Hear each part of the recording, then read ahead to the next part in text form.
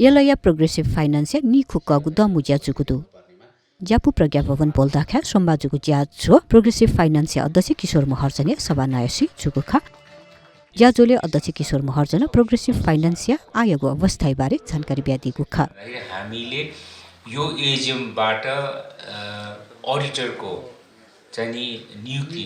गरेपछि मात्रै उक्त नियुक्ति भएको अडिटरले हाम्रो चाहिँ नि 79-80 को हिसाब किताब चाहिँ नि अडिट गरेर त्यसपछि मात्रै अनि एजिएमको चाहिँ नि मिति तय गर्न सकिने भएकोले त्यो चाहिँ नि अब केही समय पश्चात हुनेछ र यो हामी 78-79 को अब म प्रतिवेदन यहाँ प्रस्तुत गर्दैछु। शेरधनी महानुभावहरू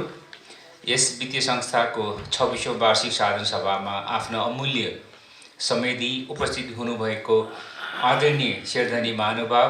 प्रतिनिधि पर्यवेक्षक तथा अतिथिज्यूहरूमा